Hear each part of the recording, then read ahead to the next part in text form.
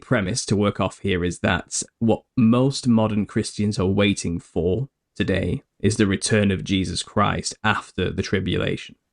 And we all have our eyes on the signs. We're trying to discern the signs around us, trying to determine who the Antichrist will be, what the mark of the beast will be, all of those things. We're kind of looking for them and waiting for those signs to happen, which will be the signs of the coming of the Son of Man in the clouds, okay? Which will be tribulation, judgment, and then obviously a millennial reign is what people are waiting for. And people get to live with Christ for 1,000 years, as it says in Revelation 20. So people are pretty adamant we're living in that time. We're living in the time just before tribulation. It's just around the corner. It's just about to happen. Okay, that's what people are pretty adamant where we're at. That's the mainstream thought of not only conspiracy Christians, but just mainstream churchianity. That is the view of modern Christians. We are in that time. There have always been other views out there which say, it's a spiritual kingdom and we're living in it now, and that goes on forever and ever, and there's no physical kingdom and all these type of things. You have amillennialists who believe that type of thing. What this theory says kind of blows it all out of the water. It's a completely new take on the situation.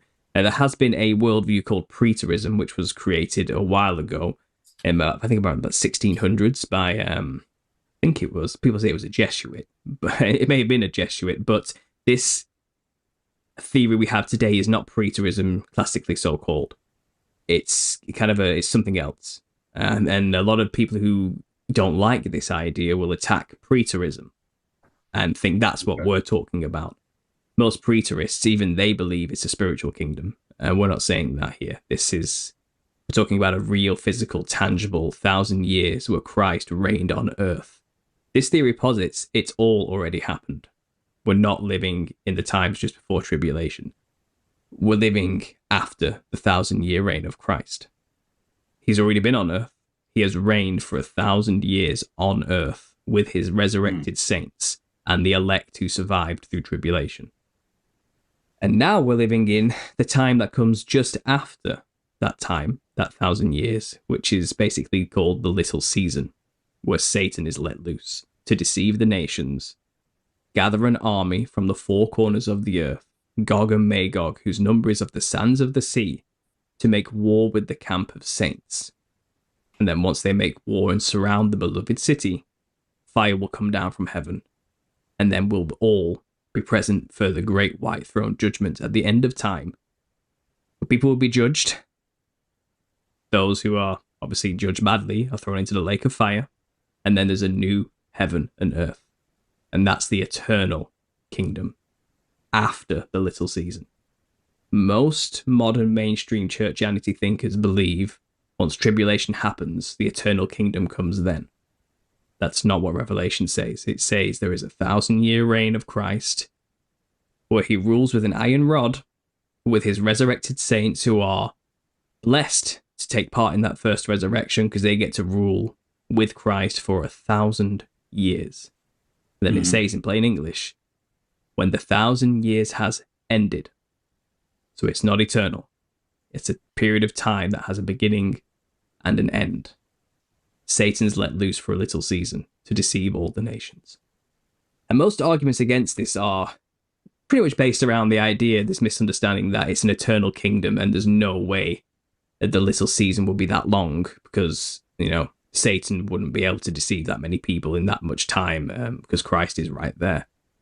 But what we're saying is, how is Satan supposed to deceive all the nations to make war with the camp of saints if they know that's Jesus, the King, the Son of God, who's been ruling for 1,000 years? No one would make war with it if they knew that was the case. So there must be a time or period when Satan's ruling where people don't know that Christ is on earth and has ruled for 1,000 years. The people have to have been deceived so much that they don't even know when they are, never mind where they are. And this theory also posits and has an explanation for the alien agenda, the UFO agenda. So the agenda has always been, and it's been pushed on us for a long time, that there's going to be an alien invasion of some kind. And most Christians, conspiracy theorists, have said it's a deception. Really, the aliens are demons, and it's the Nephilim returning with the fallen angels, and they're going to pretend to be aliens from out of space, to fool us into a new age agenda of some kind. Offer us light bodies and ascension, then they'll offer us a mark of the beast of some kind, immortality, where we'll beg for death and it'll flee from us and all these type of things. But really, they're not aliens, they're demons. And I was there for a long time believing that's possibly the case. And maybe something like that may still go down. I'm not saying that, I'm not ruling it out.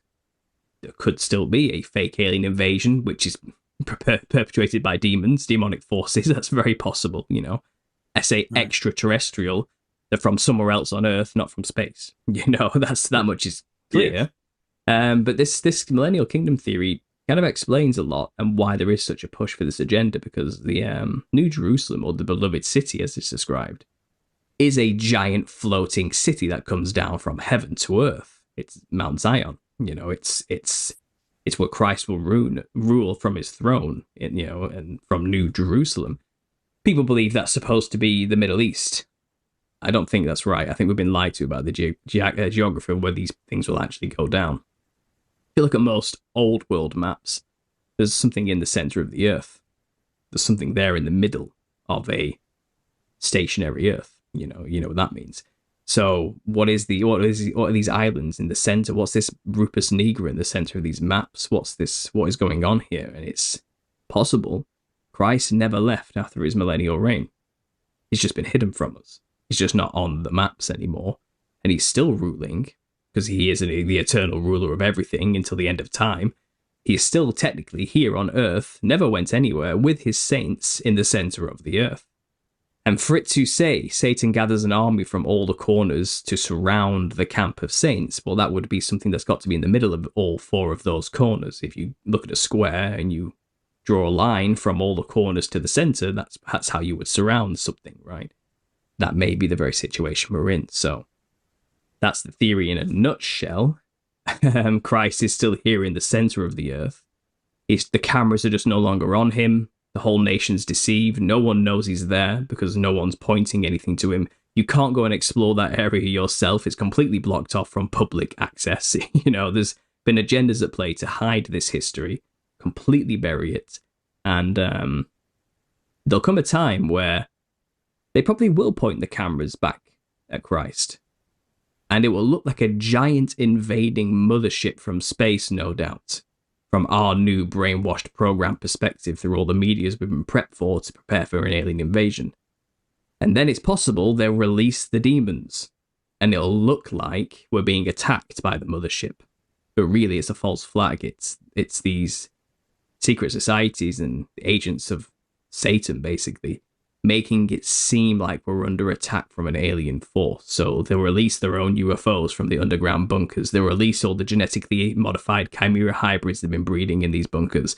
And it'll look like monsters are roaming all over the earth, tearing humans apart. UFOs are flying around, destroying cities. It'll look like we're under attack.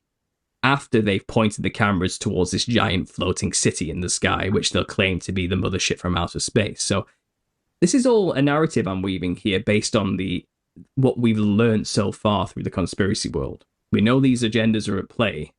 To what end we never fully understood. Is it possible they're going to fake an alien invasion once Christ's kingdom can't be hidden anymore?